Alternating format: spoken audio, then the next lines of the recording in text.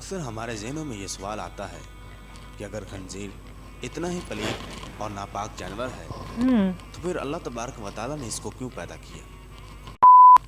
السلام علیکم. Hello viewers, welcome to my YouTube channel Arshleem reaction. کیسے آپ سب لوگ؟ آئی ہوپ آپ سب لوگ ٹھیک ہی ہوں گے. تو میں عرشیہ ہوں اور آج میں ریئیکٹ کرنے والی ہوں مجاہد نقش بندی کے ویڈیو پر. ویڈیو کا ٹائٹل ہے When and why Allah create pigs and why would Jesus kill them? Why pork is prohibited in Islam? Viewers, بہت ہی انٹرسٹنگ لگ رہا ہے. چلیے بنا دیری کیے ہوئے ویڈیو سٹارٹ کرتے ہیں. اکثر ہمارے ذہنوں میں یہ سوال آتا ہے کہ اگر خنزیر اتنا ہی پلید اور ناپاک جانور ہے تو پھر اللہ تبارک و تعالیٰ نے اس کو کیوں پیدا کیا؟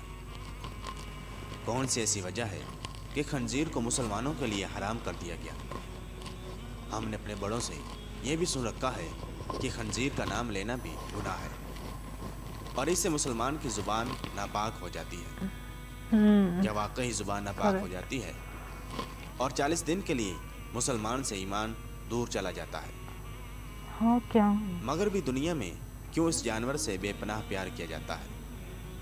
یورپی یونین سور کے گوشت سے بنی اشیاء کو عام کرنے کے لیے کیوں تمام ممالک سے معاہدے کر رہا ہے؟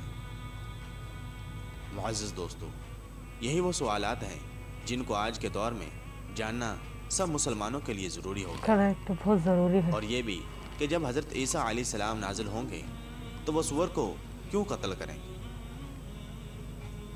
ناظرین گرامی, خنزیر وہ واحد جانور ہے کہ جس کو کبھی پسینہ نہیں آتا, جس کی وجہ سے اس کے زہریلے مادے خارج نہیں ہو پاتے, اور یہ عمر کے ساتھ ساتھ اس قدر زہریلا ہو جاتا ہے کہ اس پر جلد کوئی زہر اثر نہیں کرتا.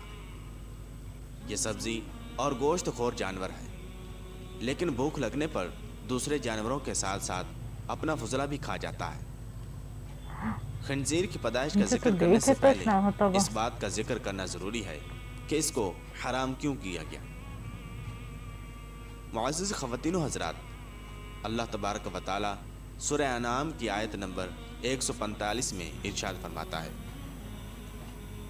آپ فرما دیں کہ میری طرف جو وحی بھیجی گئی ہے اس میں تو میں کسی بھی کھانے والے پر ایسی چیز کو جسے وہ کھاتا ہو حرام نہیں پاتا, سوائے اس کے کہ وہ مردار ہو یا بہتا ہوا خون ہو یا سور کا گوشت ہو, کیونکہ یہ ناپاک ہے, یا نافرمانی کا جانور ہو کہ جس پر ذبح کے وقت غیر اللہ کا نام لیا گیا ہو.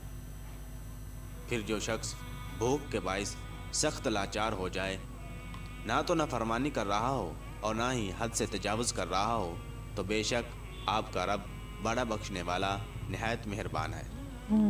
معزز دوستو, اس آیت کے علاوہ سورہ مائدہ کی آیت نمبر 3, سورہ بقرہ کی آیت نمبر 173 اور سورہ نحل کی آیت نمبر 115 میں بھی خنزیر کا گوشت کھانا اللہ تبارک و تعالیٰ نے سختی سے منع کیا ہے. حضرت جابر بن عبداللہ رضی اللہ تعالیٰ عنہ سے ترمذی شریف کی حدیث نمبر 1297 میں کچھ اس طرح روایت ہے کہ حضور پاک صلی اللہ تعالی علیہ وسلم نے ارشاد فرمایا, اللہ عز و جل اور اس کے رسول نے شراب, مردار, خنزیر اور بتوں کی پوجا کو حرام قرار دیا ہے اور ان کی خرید و فروخت کو بھی حرام قرار دیا ہے. اب اس سوال کے جواب کی طرف چلتے ہیں کہ خنزیر حرام کیوں کیا گیا. ناظرین گرامی, ابھی جو قرآن کریم کی سورہ انعام کی آیت نمبر 145 بیان کی گئی, اس میں اللہ تبارک و تعالیٰ نے خنزیر کے حرام ہونے کی وجہ اس کی ناپاکی بتائی ہے. یعنی خنزیر اس قدر ناپاک اور غلیظ جانور ہے کہ اسے مسلمانوں پر حرام قرار دیا گیا, اور یہ اس قدر بدبودار جانور ہے کہ مغربی دنیا نے اس کے جسم پر لگانے کے لیے مختلف قسم کی پرفیومز بنا رکھے ہیں جنہیں وہ خنزیر کے جسم پر ملتے ہیں. اگر وہ ایسا نہ کریں تو وہ خود بھی اپنے پالتو جانور کے پاس نہیں جا سکتے. آپ کو اگر کسی خنزیر کے پاس جانے کا اتفاق ہوا ہو تو ہمیں کمنٹ سیکشن میں ضرور بتائیے گا کہ اسے کس قسم کی بدبو آتی ہے. معزز دوستو, خنزیر نجس العین ہے۔ حضرت نوح علیہ السلام سے لے کر حضرت محمد صلی اللہ تعالی علیہ وسلم تک تمام انبیاء خنزیر کو حرام قرار دیتے آئے ہیں، یہاں تک کہ جب حضرت عیسیٰ علیہ السلام نازل ہوں گے تو وہ بھی خنزیر کو قتل کریں گے، جو کہ اس بات کی نشانی ہوگی کہ خنزیر نجس العین اور حرام ہے۔ اسی وجہ سے حضرت عیسیٰ علیہ السلام خنزیر کو قتل کر کے یہ بتائیں گے کہ یہ حرام جانور ہے۔ مجھے تو دیکھنا بھی پسند نہیں۔ خنزیر کے اندر عادات ذمیمہ یعنی بری خصلتیں پائی جاتی ہیں، جس کی وجہ سے اس کے کھانے والے میں بھی اس کے اثرات منتقل ہوتے ہیں، اور یہ آپ خنزیر کھانے والے قوموں میں اچھی طرح ملاحظہ کر سکتے ہیں کہ وہ کیسے بے شرمی کی انتہا کو چھو رہے ہیں۔ معزز دوستو، خنزیر اپنی مادہ کے لیے خود دوسرے نر کو پسند کرتا ہے اور ان کو گھیر کر اپنی مادہ کے پاس لاتا ہے اور خود ہی ان دونوں کا ملاپ کرواتا ہے۔ یہ دنیا کا واحد جانور ہے جو کہ ہم جنس پرستی کو بہت پسند کرتا ہے۔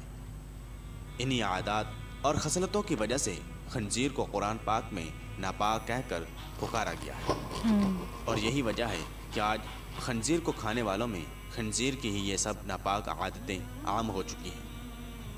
اسی لیے قرآن و حدیث میں خنزیر سے کسی بھی قسم کا فائدہ اٹھانے سے منع کیا گیا ہے۔ روایات موجود ہیں کہ یہ کسی بھی نبی کی امت کے لیے حلال نہیں کیا گیا۔ خنزیر کی پیدائش کے متعلق مشہور روایت جس کے راوی حضرت ابن عباس رضی اللہ تعالیٰ عنہ ہیں، روایت کچھ اس طرح ہے کہ حضرت عیسیٰ علیہ السلام کے حواریوں نے حضرت عیسیٰ علیہ السلام سے درخواست کی، آج کوئی مردہ ایسا زندہ کرے کہ جو حضرت نوح علیہ السلام کے زمانے کا ہو اور وہ ہمیں ان کے حالات سے آگاہ کرے۔ چنانچہ حضرت عیسیٰ علیہ السلام نے ایک قبر پر لاٹھی ماری، جس میں سے ایک نوجوان زندہ ہو کر بیٹھ گیا۔ وہ شخص کہنے لگا کہ حضرت نوح علیہ السلام کی کشتی کی لمبائی 1200 گز تھی اور چوڑائی 600 گز تھی، اور اس کی 3 منزلیں تھیں۔ پہلی منزل پر جانور، دوسری منزل پر انسان اور تیسری منزل پر پرندے تھے۔ اب جانوروں نے اپنے فضلے سے پہلی منزل پر اتنا گند ڈال دیا کہ بیماریاں پھیلنے کا خدشہ ہونے لگا۔ تو حضرت نوح علیہ السلام اللہ تبارک و تعالیٰ کے حضور سجدہ ریز ہوئے، تو اللہ تبارک و تعالیٰ نے خنزیر نر اور مادہ دونوں کو پیدا فرمایا، جو کہ ہاتھی کے قریب سے نمودار ہوئے۔ وہ فوراً گند اور جانوروں کا فضلہ اور وہ سب گند جو جانوروں کی وجہ سے وہاں پھیلا ہوا تھا کھا گئے، اور وہ سب گند انہوں نے ختم کر دیا۔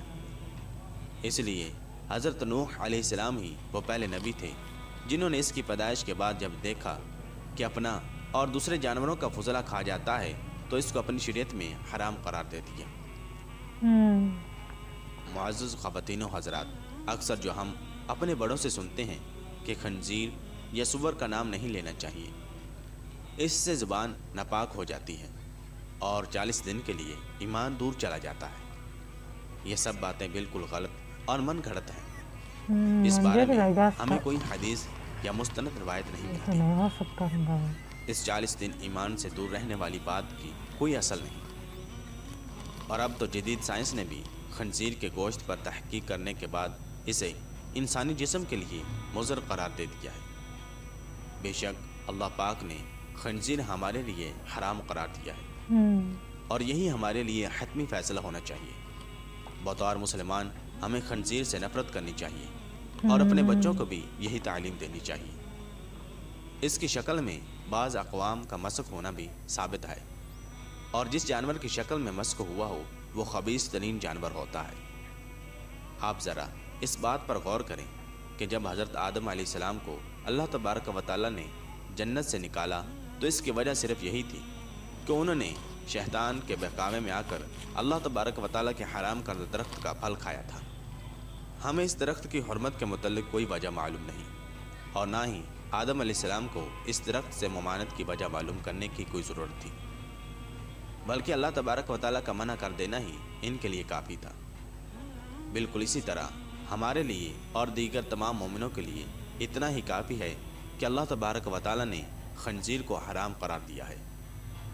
قرآن پاک میں ارشاد باری تعالیٰ ہے، اور نہ کسی مومن مرد کو یہ حق حاصل ہے اور نہ کسی مومن عورت کو کہ جب اللہ تبارک و تعالیٰ اور اس کا رسول صلی اللہ تعالی علیہ وسلم کسی کام کا فیصلہ یا حکم فرما دیں تو ان کے لیے اپنے اس کام میں کرنے یا نہ کرنے کا کوئی اختیار ہو، اور جو شخص اللہ اور اس کے رسول صلی اللہ تعالی علیہ وسلم کی نافرمانی کرتا ہے تو وہ یقیناً کھلی گمراہی میں بھٹک گیا۔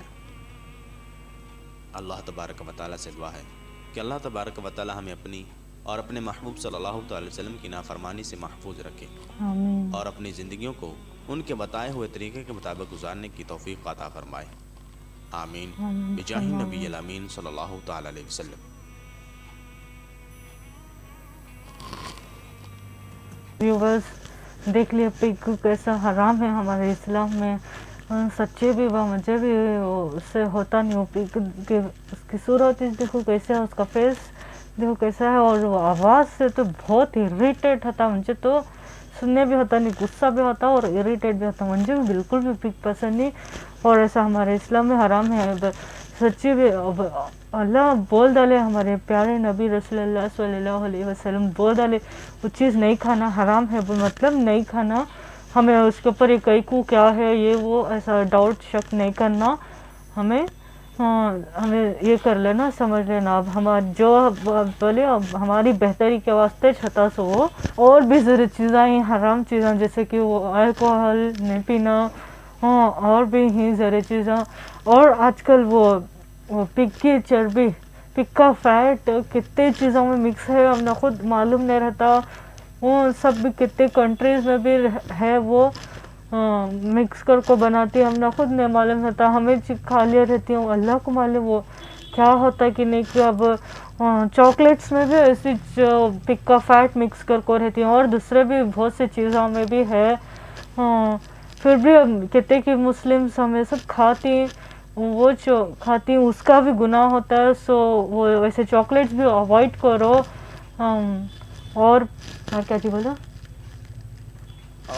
ویسے چاکلیٹس بھی اوائڈ کرو، اپنے بچوں کو بھی یہ کرو، ہمارے ہیلتھ کے واسطے بھی اچھا نہیں، اور وہ حرام بھی ہے، سو اور وہ حرام ہے، ہیلتھ کے واسطے بھی اچھا تو نہیں ہے، حرام بھی ہے، پھر بھی معلوم رکھو، پھر بھی کھائے تو وہ تو گناہ ہوتا، سو پھر بھی اللہ ہم نہ نیک توفیق عطا فرمان دے، اور ایسا گناہ کرنے سے اللہ ہم نہ بچان دے، اور ہم نہ نیک ہدایت عطا فرمان دے اللہ، آمین ثم آمین۔ اور اس ویڈیو کا لنک تم نے ڈسکرپشن میں ملتا ہے، جا کو ضرور سے دیکھو، اور یہ میرا ویڈیو، میرا ریئیکشن، میرے باتیں اچھے لگے ہو تو اسے ضرور سے لائک کرو، زیادہ سے زیادہ جتنا ہو سکتا اتنا ویڈیوز کو میرے شیئر کرو، اور سبسکرائب کرو ایسے اور ویڈیوز کے واسطے۔ سو ویورز ملیں گے نیکسٹ ویڈیو میں، ٹل دین ٹیک کیئر، اللہ حافظ۔